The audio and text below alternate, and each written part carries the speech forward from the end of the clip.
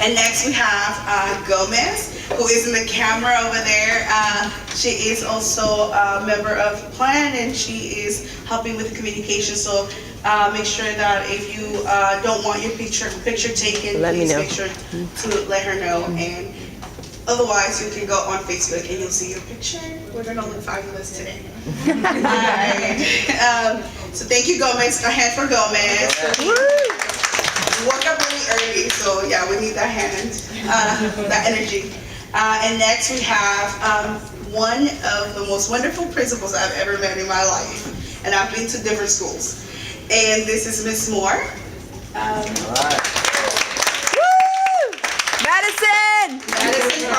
Madison Park Academy. You're going to get to know her a little bit more as we go with our presentation today and how we have become partners. So thank you so much for being here today. So give her another hand. And my fabulous colleague, who is the person that I work with very close in making this program happen at the different schools, Miss Monica Green. Also known as Dr. Green. Thank you for being here. And so my name is Sasha. Once again, I'm the parent organizer with the Bay Area Plan. And thank you so much for being here.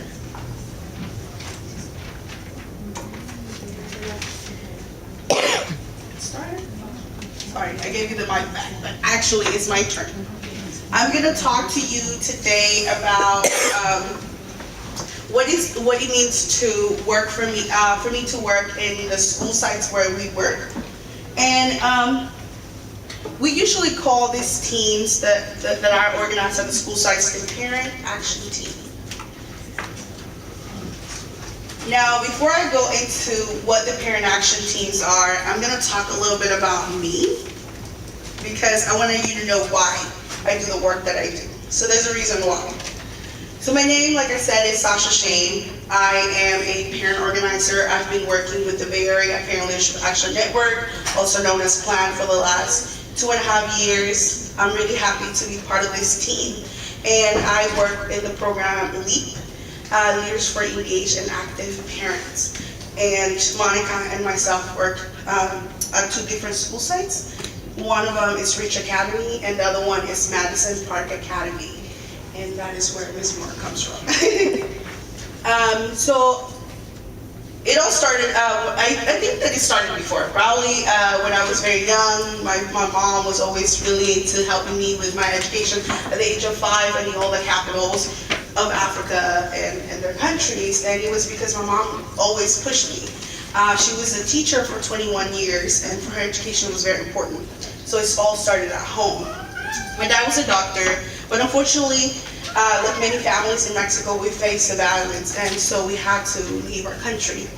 And at 12 years old, I came to the United States. I was in middle school at the time, and I was going to come. And when I came to the States, my parents were facing a real challenge. It was around February when I came. Actually, I was crossing the border. I was in the desert when I turned 12, and when I got to the United States, it was February, but I wasn't able to go to school until August of the following fiscal year. And all that because my parents didn't speak the language. My parents didn't have access to the information, and my parents didn't know if an undocumented child was going to be able to receive education in the United States.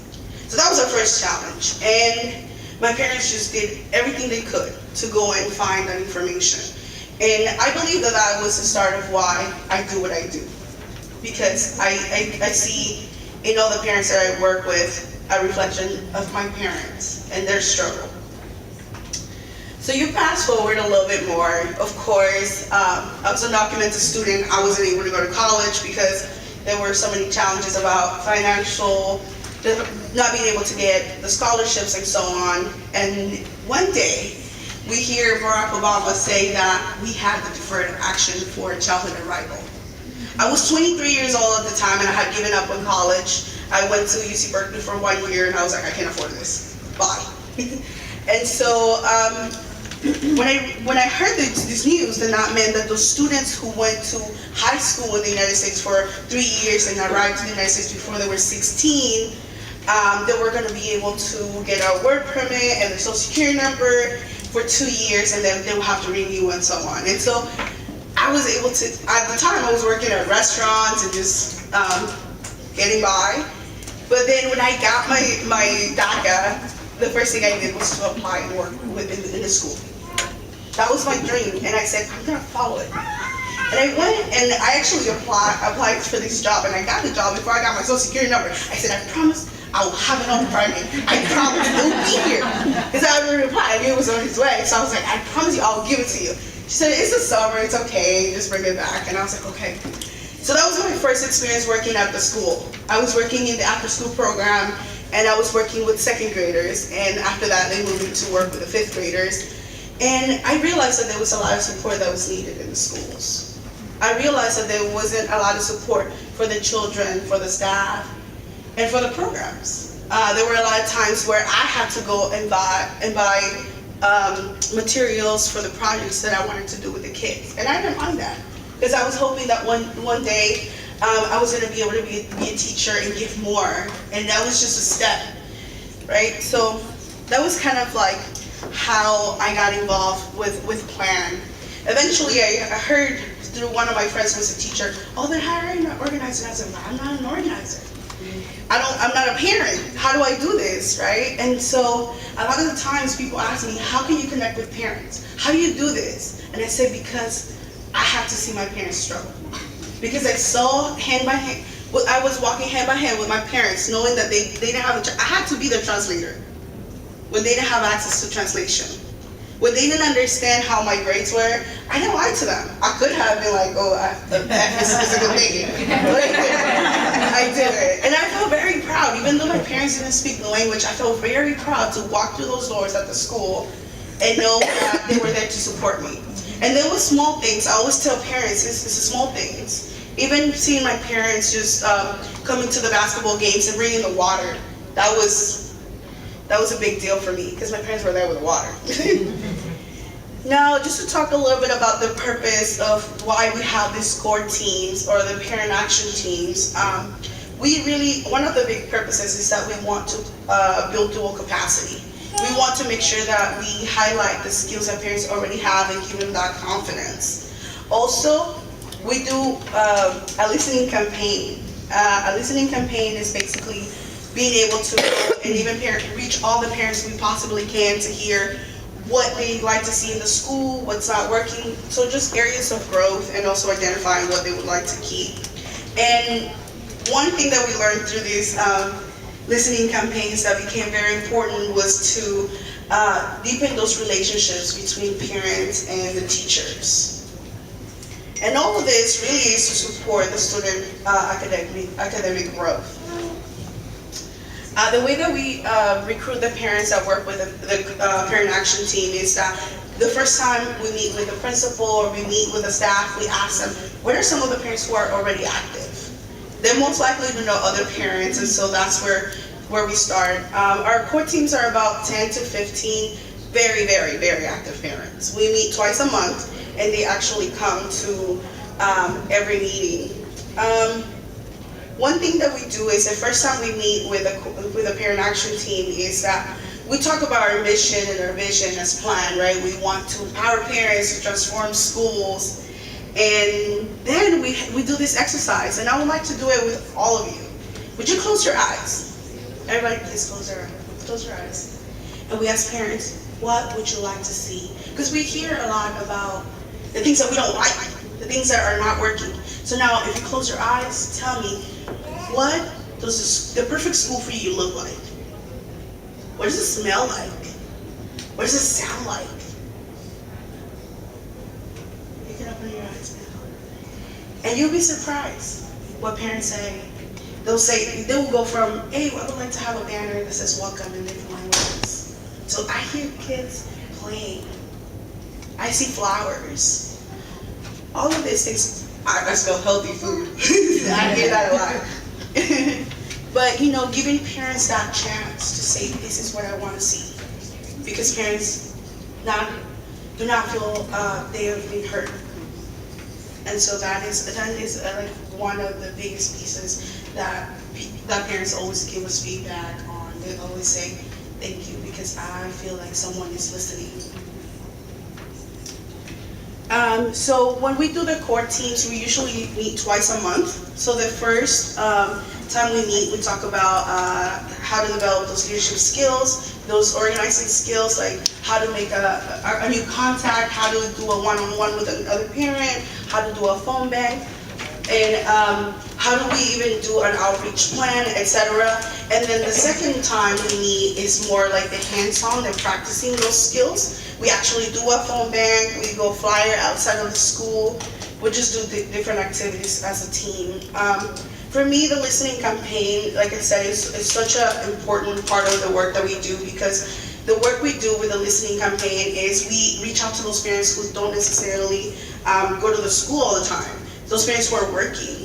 And we call them, we stay after school, we are canvassing outside, we're giving flyers to the parents who are in the car, that won't get out of the car, we're like, hey, here's a survey, please fill it out. And so we reach a lot of parents, and that has been, like, we get very creative. We ask parents, like for instance, one time we had a parent who lived in a building, and there were like 6-7 parents in the same building, and I said, why don't you go to your building and go talk to those parents? That would be nice. And so we're listening to what parents want to see at the school. Another thing that this listening campaign really helps is to evaluate the programs that already exist in the school, as well as asking them, what would you like to see?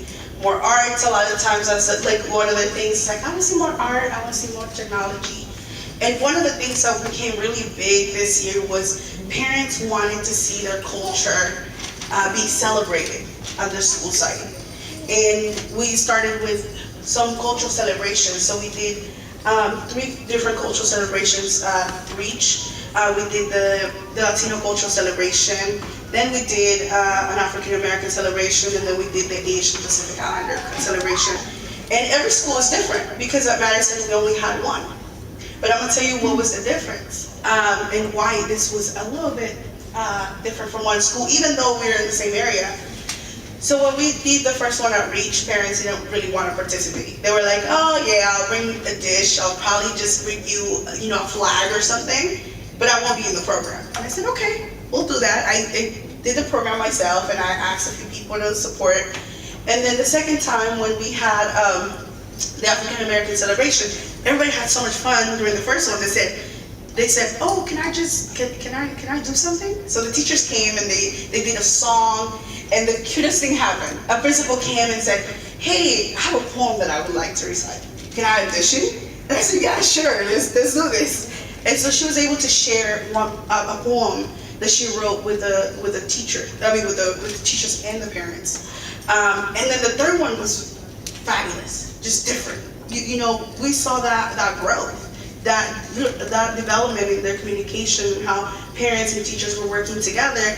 And the third one really touched my heart, because we had Marilyn, who is a mother from the Philippines, tell her story on how it was for her to adjust to the culture here in America. And we also had a teacher who's from Korea, who told her story about being an immigrant. And so we had these 2 people share something that if they wouldn't have that chance, would never know that their stories were very similar. At Madison, it was a little bit different. We did the Latino celebration, and everybody was playing with the Iya, and everybody was dancing. We did a dance with the parents. And then when we tried to do the African American celebration, we faced a challenge. And at first it was like, what am I doing wrong? Why am I not engaging all the African American families I want to engage? Is it because I'm Latina? Maybe my accent? I don't know. Right? Maybe I can do something different.